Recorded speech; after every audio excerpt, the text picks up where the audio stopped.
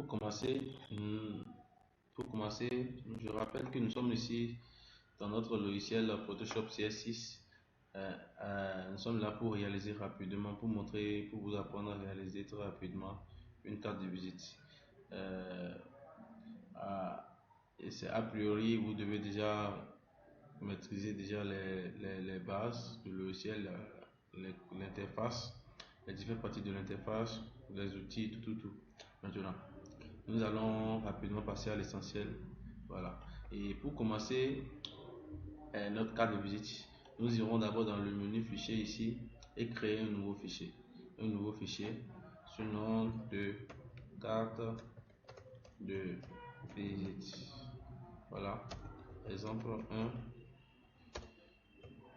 Maintenant, au niveau de paramètres définis, on laisse comme ça. Au niveau de la largeur, nous mettons l'unité de mesure sur centimètre.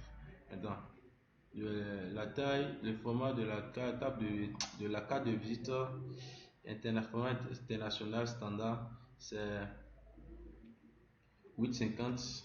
Ici, la largeur 8,50 et la hauteur 5. La résolution, nous laissons l'unité de mesure de la résolution pixel par pouce et la résolution à 300. Rappelons que si votre résolution est à 100 peut-être, par exemple, ramenez ça à 300 afin que lors de l'impression que votre carte soit vraiment nette. Voilà, merci. Maintenant, on continue. Mode, on laisse ainsi. Contenu de l'arrière-plan blanc, voilà, c'est bon. Ok. Voilà, nous allons voir maintenant que notre feuille blanche va s'afficher ainsi. D'accord. Pour commencer la réalisation de la carte de visite, d'abord, je vais activer deux choses. D'abord, je vais activer des choses. Je vais dans l'outil, au niveau de l'outil de déplacement, je vais voir si la sélection automatique est activée et l'option de transparence est activée. Voilà. Dès que je vais voir si c'est pas activé, je l'active. Si aussi celui-ci, l'option n'est pas activée, je l'active. Maintenant, pour commencer, je vais utiliser l'outil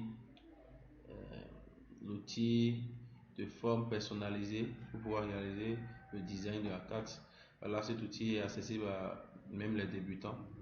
Voilà, les professionnels auront peut-être à utiliser l'outil plume pour dessiner la forme qu'ils veulent. Maintenant, pour les débutants qui ne savent pas trop comment dessiner eux-mêmes leurs formes, ils peuvent utiliser les formes standards, les formes personnalisées standards pour pouvoir créer le design qu'ils veulent. Voilà. C'est un peu limité, mais l'essentiel y est. Voilà. Donc, et ici, au niveau de la barre d'outils, nous venons ici. Peut-être que vous verrez l'outil rectangle là. N'ayez pas peur. Venez cliquez, enfoncez votre souris. Faites un clic long. Vous verrez ici l'outil de forme personnalisée. Vous sélectionnez l'outil forme personnalisée. Voilà. Une fois l'outil forme personnalisée sélectionné, vous verrez dans les options de l'outil sélectionné, on viendra au niveau de forme ici.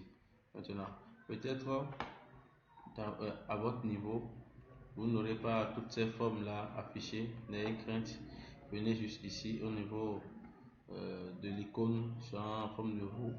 Cliquez sur l'icône et sélectionnez toutes.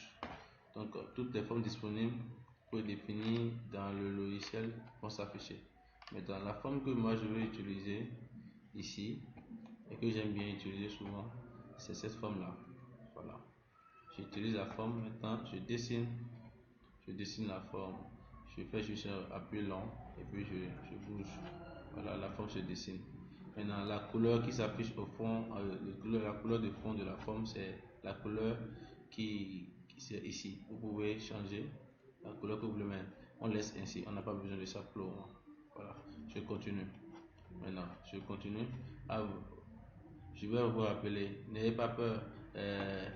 Vous devez venir, pour pouvoir quitter l'outil, vous devez venir sélectionner l'outil de déplacement tout en haut. Sinon, si vous laissez l'outil forme là est sélectionné, à chaque fois qu'il y a plus ou ça veut dire que vous dessinez à chaque fois des formes. Donc, le mieux,